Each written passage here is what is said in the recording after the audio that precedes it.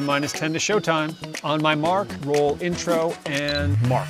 Camera's ready. Camera 1 check. Camera 2 check. Audio. Roll guest package. Action. The views and opinions expressed in this podcast are those of the individual speakers and do not necessarily reflect the official positions of Visa or the speaker's employers. This podcast is intended to provide general information and should not be considered health, legal, tax, or financial advice. Todd, coming to you in 3, 2, 1, action. This is the Policy Sandbox, a collaborative space for ideation at the intersection of payments, commerce, and public policy. Monetary authorities from around the world are working overtime to make sense of the complex interplay of forces reshaping the global financial system.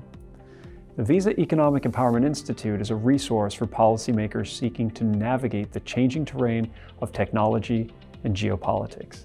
Policy Sandbox is our forum for sharing those conversations with you.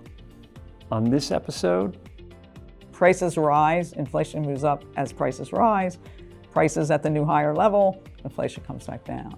Well, that didn't happen, right? And we're still, I think, trying to rebuild the trust the public has in monetary policymakers because we lost some credibility there.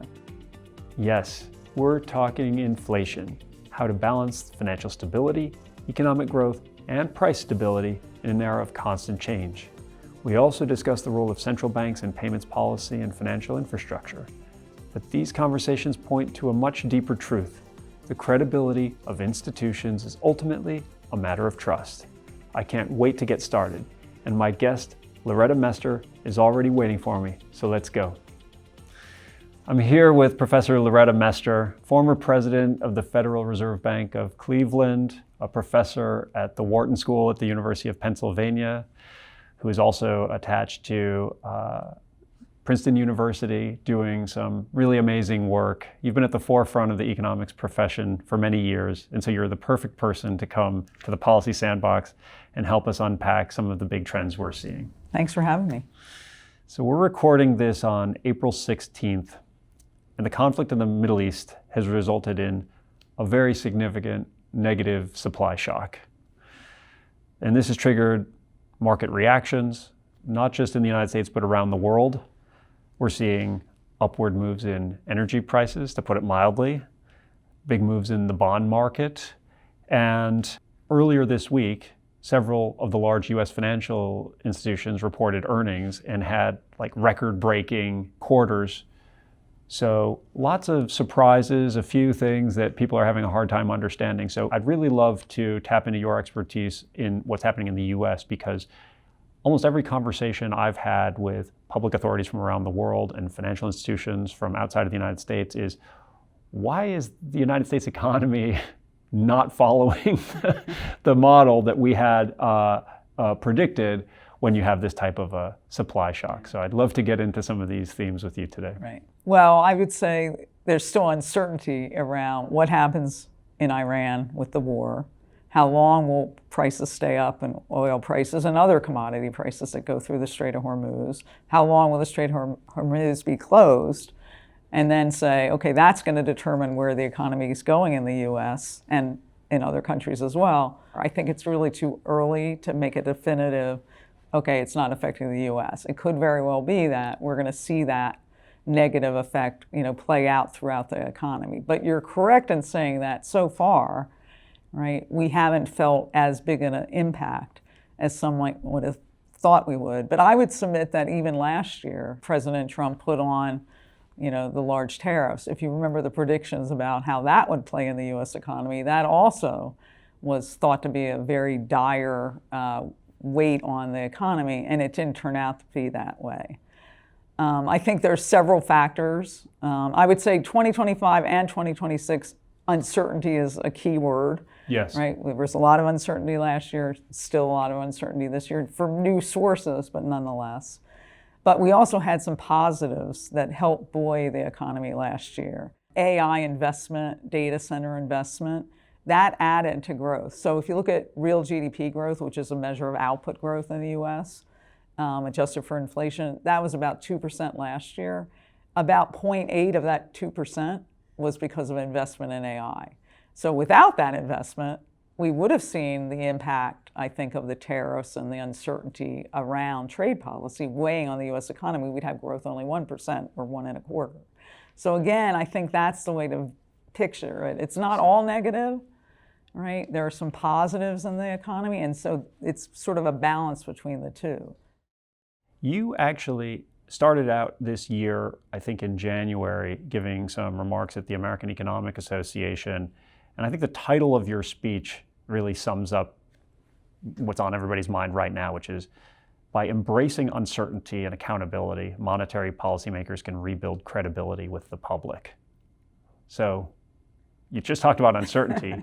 What's this crisis of credibility? Yeah, well, a number of things there. I mean, as everyone I think watching this knows, right, we had 40-year high inflation, right, after the pandemic. Again, another supply shock, supply constraints weighed on the U.S. economy. And usually when you see a supply shock or constraints on supply, you'll see prices start to rise. And then once that gets stability there, you see inflation come back down, right? Prices rise, inflation moves up as prices rise. Prices at the new higher level, inflation comes back down. Well, that didn't happen, right? We got inflation between 7% and 9% in the US, depending on how you measure it. And what was the problem? Well, the problem was that the Fed, and I was on the FOMC at the time, so I'll take, part of the blame for this. We kept on that scenario of, inflation being transitory too long and didn't realize how strong demand was. Right, so the better approach would have been, I think, to understand that you shouldn't put all your views or all your eggs in one basket on one potential path for the economy, even if it's the most likely. You really should be thinking about alternative scenarios. And it took us a while to catch up with, this is not transitory. This is a shock that's going to be a little longer lasting, and we needed to use our policy tool to get demand back with supply. And so we had that increase in inflation, and we're still, I think, trying to rebuild the trust the public has in monetary policymakers because we lost some credibility there. Absolutely. Now we're at a point where we got down from those very high levels, but we never got back to our 2% target. And so now we have another shock, this oil price shock, which has the potential, I think, to be more long-lasting than the textbook oil price shock would be. And partly that's because people have experienced inflation of over 5 years now. And there are many people who have told me, oh, the Fed's never going to get back to 2%. When you have that kind of psychology building, I think it's going to be much harder for the Fed to get back to 2%. So the Fed needs to embrace uncertainty, and part of that would be to really do scenarios when they're thinking about policy paths, so they're ready if things don't turn out the way they thought to take action. Well, certainly looking at it from a political lens, cost of living going up is almost always bad news for incumbents in office. And so restoring the credibility of the central bank actually helps provide some political stability. But where do we stand today? Inflation, as you said, is still well above target. And yet, I read the newspaper, it looks like there's a lot of political pressure for the incoming Fed chair to cut rates. Do they have space to cut rates? Well, the Fed would like to bring rates down. We started that process, last year, and then things changed. I think even before the oil price shock, it was not clear that inflation was on that downward path to 2%. They started cutting rates when they thought that the labor market was on a downward, some downward pressure on hiring, and it didn't look good, and they were worried about labor market weakness. And coupled with that, they thought inflationary pressures were, moving down, and inflation was moving down to 2%. It turned out that inflation, even before the oil price shock, was becoming stickier than they anticipated. So we knew that tariffs would raise goods prices, but it looked like, and we knew that housing prices were coming down, but if you looked at service prices, core services, right, excluding housing, that was very sticky, and it started moving back up. So that kind of got them, okay, maybe things we should be more weighing inflation than we were. At the same time, I think there's a recognition that the monthly increases in payroll job growth is going to be much lower than it has been over the past decade. Two factors drive that. One, the aging of the population, right? So people are leaving the workforce because they're aging, and that's a natural phenomena. And then also the immigration restrictions, right? Those two factors coupled together means that the labor force, right, participation rates are not what they used to be, which means it takes a lower level of payroll employment growth, right, to be in balance with labor supply. And so that's an uncomfortable place for people to be. As an economist, you're used to seeing, 150,000 jobs per month. When you see 50,000, and that's what the average has been over the last 3 months, it makes you feel like, wow, that's a weak labor market. But in fact, it's a labor market that I've been calling an uneasy balance because we don't like it. We want the labor market to be more vibrant than it appears to be. We want more hiring and more churn so people can leave jobs knowing they're going to get another job and maybe a better job for them. But we don't see that right now. Firms are very cautious, but they're not laying off a lot of people. So it's like low hiring. I'm sure you've heard this term, low hiring, low firing. That's a balanced labor market, even though we don't feel comfortable with that. I see. So that means, okay, if you evaluate through that lens, we have inflation still high. It was moving up, or at least sticky before the oil price shock. Now layer on top of that an oil price shock that's sending prices up again. Firms I talk to, and I still talk to a lot of firms, unless you were involved in AI, supporting the AI data center build out, which of course is still going strong, you're hurting because you've had to face higher costs from the tariffs. Now you're having to face higher, prices for energy, right, and Yes. other commodities. And moreover, healthcare costs are still rising, health insurance for employees. So those three factors means that if you're just the average business, you're facing higher costs, and yet you don't feel like you can really raise your prices, right? So you're in a bind. And so that, I think, is the painful part of the economy. Parts of it are doing very well, but not all of it is doing well. And how that'll play out really depends on how long will oil prices stay high. And that's the great unknown. So Loretta, despite all these headwinds, are there any things that get you excited that maybe actually there's some new hope that we should be talking about more? So I think over the last 5 or more years, there have been a number of times when the U.S. economy was counted out. Think about COVID time, there were really dire scenarios that were thought of as being affecting the U.S., could affect the U.S. economy. And time again, the U.S. economy outperformed. And that resiliency in the economy, I think, is incredibly important not to forget. Just think about supply chains. The supply chains are more resilient today. We talked about the problem in the Strait of Hormuz, but in general, the firms I talk to, they found ways, and the tariffs handling that.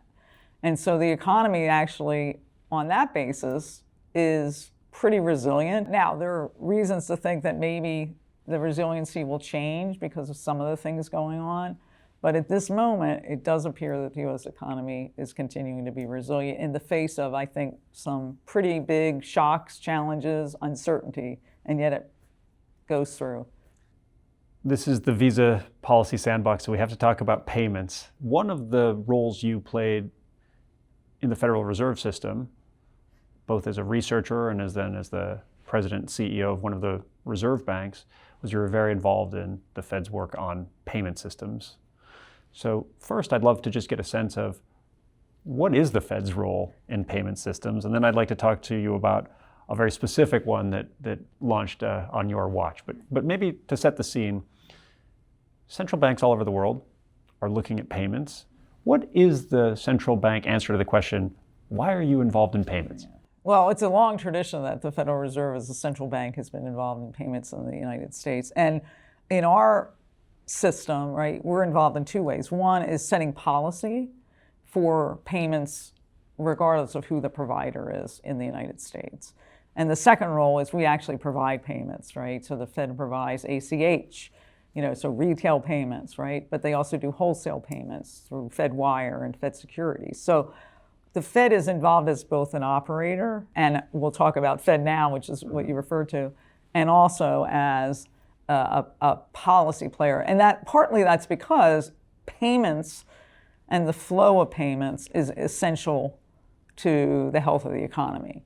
So if I buy something from you, I need to have a reliable payment system, right, in order to be paid, right? Firms rely on the payment system every day. Visa provides a payment system, right? The Fed provides to banks, not to individuals, a payment system, because that payment, exchange, right, of payments, right, to provide, payee is very important for the health of the economy. So the Fed has traditionally been involved both as setting policy to enable the payment system to work smoothly, making sure that it's robust, making sure that it's up and running, and also as a provider to help. And one of the goals of the Fed is to make sure that it's ubiquitous so that everyone has access to the payment system, that it covers the whole various parts of the economy, both large and small firm, retail, wholesale, individuals, and also businesses. And of course, cash was a payment system of a previous era. Right, and that's actually an interesting one because that's one where the reserve banks still are intimately involved in cash and the distribution of cash to banks within their district. And that became incredibly important during the pandemic because what you typically see whenever there's some kind of disruption, people like the physicality of the cash, right? Now that all may change, with all the electronification going on, we'll see, but there was a much higher demand for that physical product during the pandemic. So you hinted at it, as did I. FedNow launched in 2023, and it was the first new rail launched by the Federal Reserve System in many decades. It's been up and running now for about 3 years. How should we judge the success of FedNow? Are we seeing in reality what you had hoped when you worked on the design and build of this new system? Well, I would say it's a success, but there's more work to do. What FedNow does is it really allows instant clearing and settlement of payments. So it's much faster than an ACH payment. The number of individual institutions that have signed up for FedNow has really grown exponentially.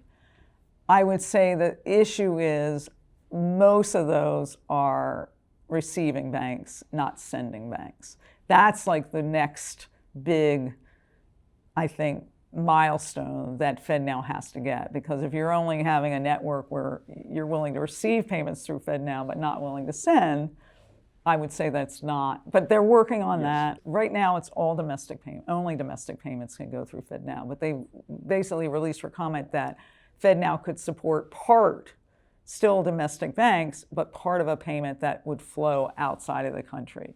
And as you know, and Visa is doing a lot of work on this, cross-border payment flows is, I think, an incredibly important and really fertile area for more development, because that's still not running as smoothly as we'd hope. There's a lot of friction in that. Absolutely. So I think there's things that FedNow is doing and the Fed is doing that would actually improve sort of where they're still struggling a bit and move it forward. So we could talk a little bit about some of the innovations that are happening in addition to FedNow, but before we move off of that, the competitive landscape for payment rails in the United States is now a little bit different than it had been before, because there was a private sector solution to real-time payments before FedNow came on the scene. I'd just love to get a sense of what was the mandate there in terms of offering almost a public option that was competing with the private sector. You're exactly right. The RTP system, real-time payment system, was already established when the Fed decided to move forward with it. And it really is this public service lens that the Fed uses in evaluating whether there's a role for the Fed to play in providing a new service. So this idea that the Fed would provide a payment system that would be, on behalf of the public, that would be available to the smaller institutions Yes. was a crucial determinant. And of course, before we actually launched the work behind it, there were at least 2 or 3 rounds of public comment. Yes. And there was a very strong desire on the part of the smaller financial institutions that the Fed enter this market. And I think from the point of view of resiliency, I think that's another reason that I think that this is important. It's not really, we should only have one payment system. I think having resiliency is an important part of it as well. You also mentioned that the Fed has this somewhat interesting dual mandate with respect to payments, which is, I don't think gets enough attention. There's this policymaking role, then there's the infrastructure operations role. How does the Fed separate church and state when it comes to those two missions? Because you could imagine bad things happening if you had the same group of people controlling one rail and regulating the others. Well, the Monetary Control Act, right, basically mandates the Fed when it's offering its payment system as an operator that they have to be doing it on the same basis that private sector entities would do it. You're right. If you're the central bank, you might have an advantage in the market, but there's laws that say, no, you cannot. I was the chair of the payments committee.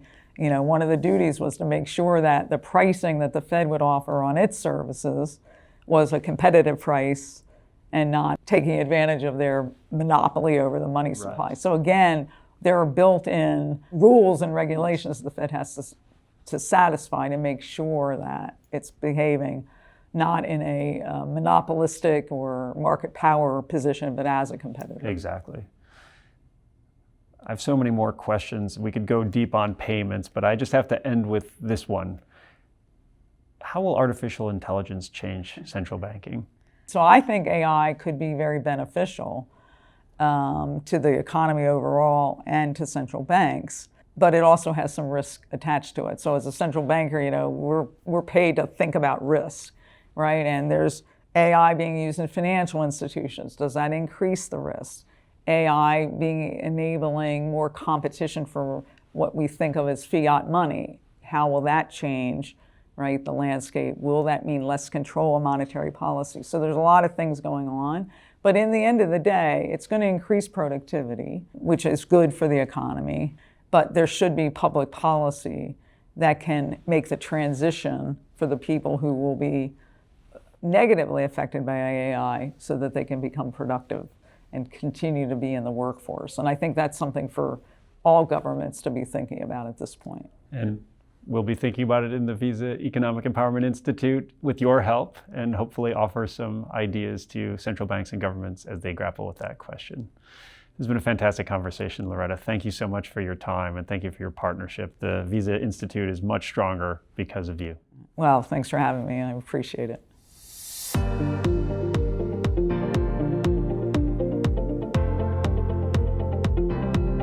Lord Jonathan Hill, welcome to Policy Sandbox. Thank you very much. It's good to be here, Todd.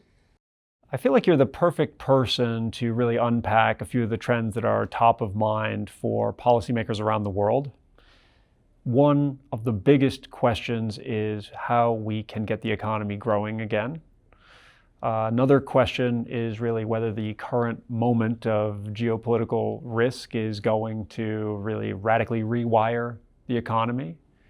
And maybe the last question, and one that you have a very unique perspective on, is the transatlantic alliance and whether that will endure. So why don't we start with the topic that I know you've spent much of your career really thinking about and doing the hard work with the government of the United Kingdom and of the European Commission to really instill a mindset that is more pro-growth.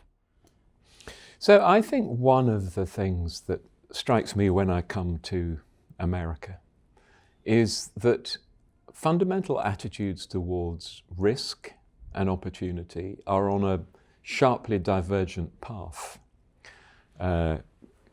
Compared between the US, UK, which is a bit more your way, and the EU, which is, in my view, I fear, even further behind. And I think one of the challenges in my part of the world, we have to think about is how do we reset our risk appetite?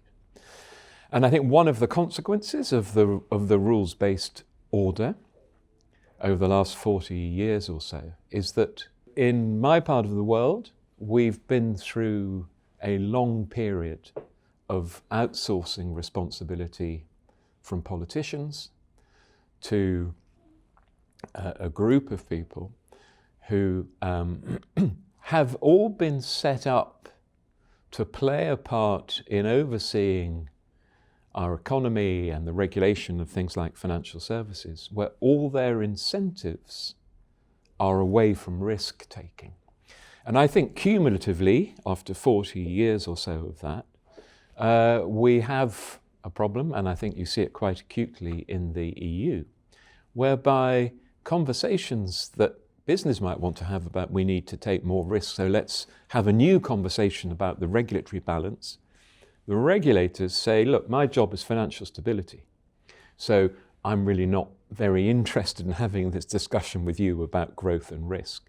And I think the strength that the US has is it has held on to a greater degree to that appetite for risk than we have elsewhere in the West. And I think if we in the UK and the EU are to become wealthier and therefore stronger, we have to rebalance the way we think about risk and regulation.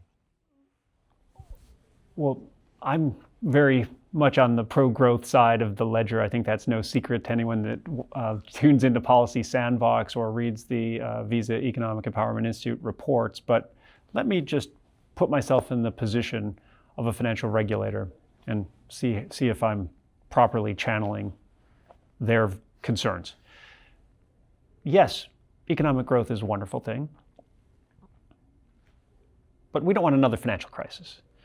The best way to prevent future crises is to make sure that banks are holding enough capital, that excessive risk-taking is caught early by supervisors, and that to the extent that there is any kind of crisis, hopefully it'll be a very shallow one and the economy will get back to growing, albeit maybe at a less steep growth curve, but we'll get to some moderate level of economic growth, and if that's the price to pay for not having to bail out a financial institution, so be it. What do you say in response to that critique? Yeah, so I say that there is always in here a question of where you strike as good a balance as you can strike. So I wouldn't argue that the lessons that we learned after 2008 should be chucked out of the window.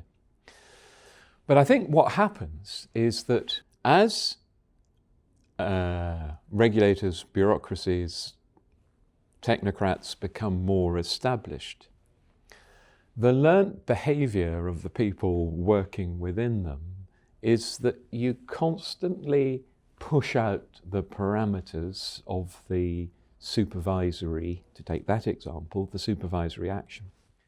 And I think the other thing that's been going on certainly in the UK and the EU, is that in the intervening period since 2008, politicians have not wanted to take responsibility for when things go wrong. So they have kept adding more and more duties, responsibilities, powers, functions onto the regulators. There was originally a relatively narrow focus, and it keeps being expanded. The other thing I've observed over the last 15 years with businesses I've been involved in and people I advise, the amount of time in a boardroom, particularly in my part of the world, that is spent in conversations about compliance, supervisory issues, instead of conversations about investment, growth, risk-taking, it affects behavior and attitudes. And I think this goes way beyond financial services. I think this is a much broader social, societal issue where people are less inclined to take responsibility and risk. And I think that then has an effect that feeds through in terms of then enterprise, growth, innovation. So to me, regulation is ultimately a political issue, not a technical issue. Clearly it has technical aspects. Absolutely. But regulation translates into growth, savings, investment, pensions, whatever it is. Maybe you could come at this from a different angle, because the pro-growth position that I hear from some policymakers in Washington, and certainly from most of the founders and entrepreneurs I speak to in Silicon Valley, is the innovation is so good, the growth will be so great that fiscal deficits will solve themselves. The job crisis, cost of living, hey, we're just going to innovate our way out of this, and we're going to grow our way out of this, and the productivity will be so amazing that all the problems of yesteryear, this time is different.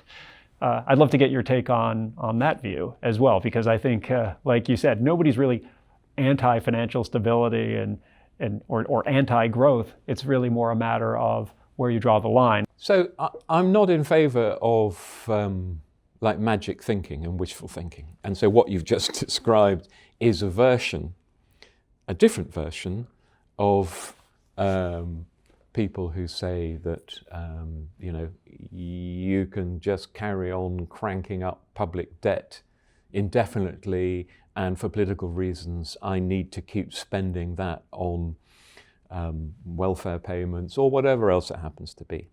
And so I think that one needs to have an honest discussion about indebtedness, and you need to have a set of policies to address that, which again, I think come back to politicians taking responsibility and being honest about choices instead of doing what we've all been doing, which is saying, tell me what you want, and then we'll ask that guy over there what he wants. And they're completely contradictory, but don't worry, you can both have it, because I want you to like me. Okay, this is what's gone wrong, I think. And we need to get in a situation whereby you have a political class who believe the purpose in a democracy of politics is to work out what you believe, communicate that belief. To govern is to choose, right? It was a truism. And we have gone away from a recognition that actually there are very difficult choices to make. And so I think you have to address those in their proper way. I think to say, oh, you don't have to worry about those challenges, don't worry, we'll have super duper drug-induced growth at such a rate that we'll never have to worry about that. I think that is false and is used as special pleading by a different bunch of people. But I think one should think about public debt issue, and then one should think about a regulatory issue and how do you set the right conditions for sustained growth. One of the interesting things that happens when there's a high degree of risk mitigation imposed on one set of firms is that the desire to take risk and grow more just migrates to firms with less of that regulation. And that certainly happened in financial services, it's happened in Europe. Banks, it's happened. private credit is a Correct. good example. So let's talk a little bit about that. I think based on what you've already said, I think you'd like to see a little bit more of that risk-reward mindset moving back into the banking system, but it is certainly happening in other areas. I think by and large, this is a force for good in the world, but we see a lot of fintech, we see a lot of new things in the crypto world that are regulated maybe slightly differently than banks, and therefore they're able to do things that banks just can't, or their supervisors would frown upon, certainly. Is that maybe part of the phenomenon we're seeing where there's a bit of fragmentation now in terms of where the growth of these non-bank financial services are? Yeah, so I think there are two main elements in what you describe. One is that you can drive activity from one kind of business to another kind of business, and I do think that's happened with banking and private credit. And that was the intention of the regulation was to stop banks lending so much. And so private credit has grown like Topsy to fill some of that gap. But I think there's another feature as well with regulation, that it is easier for bigger companies to deal with regulation and to set themselves up to cope with regulation and to set themselves up to lobby about regulation than it is for small companies. And so I think that another distortion in the operation of the market, if you get your regulatory work wrong, is that you start making the cost of doing business too high for smaller companies and you force them out of the market, or you make it harder for them to get over some threshold that the regulator might have set. So I think the only answer to that is that you try constantly to keep your regulation as simple and as principles based as you can. And that one of the problems I think with how regulation tends to work everywhere, for reasons that you and I both understand, you very rapidly get into a conflictual relationship between the regulator and the regulated. And the regulator thinks these guys are spinning me a line and they're just trying to undo everything to make themselves wealthier and you can't trust them an inch. And business sits there thinking these guys know nothing about business. They're sitting there in their ivory tower and they're making it hard for us to do our business. And it's very conflictual. And everything then can get very set in its way. And the regulator thinks, I'm not going to back down on this because these guys are just out to drive a horse and coach through what I'm trying to do. And so I think if one could develop approaches to regulation in financial services more akin to what happens with airline safety regulation, where there is a more open and constructive relationship between the regulator and the regulated, then I think you could seek to get to a point where you're less in a standoff and in a position of enmity and more, well, okay, if from a regulatory point of view, maybe I didn't get that quite right. Mm-hmm. Let's think about how we can shift it instead of, no, we are not going to have any discussion. So we have this extraordinary, to my mind, conversation in Europe at the moment about the banning of the word deregulation. So here you guys are going like a steam train where it seems to me, your politicians, your regulators are quite aligned in the direction of travel. They're trying to take the American economy in, making big bets on technology. And my old friends in Europe sit there and say, no, we don't need deregulation. Don't talk about deregulation. We call it simplification. And someone like me says, well, you do realize they're not the same thing, don't you? You can have a very simple, stupid rule, or you can have a very complex, stupid rule, but it's still stupid. And I think if you can get to a place whereby it's natural to have these discussions and people don't dig in and you don't think that he wins, I lose, I think we could be getting much more rapidly on a path towards more growth and investment in Europe than we're currently on. I think here in the United States, we have our own version of the name game. And I think that when it comes to financial regulation, there's a lot of effort going into this idea of right sizing, meaning perhaps we overdid it and we can limit the scope, but be much more effective in those areas that remain. But of course, there's also an effort at the international level where we have multi-jurisdictional conversations. And I think the focus there is on modernization, which is to say, it's been a while since we wrote new rules. Maybe there's new tools and new ways that we can manage risk while unlocking a little bit more growth. Are you holding out any hope that this could happen? Yeah, so if you're saying, what do I think the prospects are for greater international cooperation on how you take forward rulemaking together. I don't hold out high hopes for progress on that. That doesn't mean there aren't things that people can do together. But I think you have to accept that any rapid reversion to the world I used to inhabit, where the assumption after the crash was that we were going to move towards one set of global rules. And someone like me was sent off to America, and you go to Japan, and you go to China, and you try and think, let's have one set of rules, and that's going to be fantastic. What's been happening in America is leading very starkly to a counterbalancing reaction on the European side. So I'm not saying I think this is a good development from the point of view of economic growth, and the VEEI Economic Empowerment Institute is always very powerful about the case for how convergence and removing frictions helps economic growth around the world, and I believe that is true. Mm-hmm.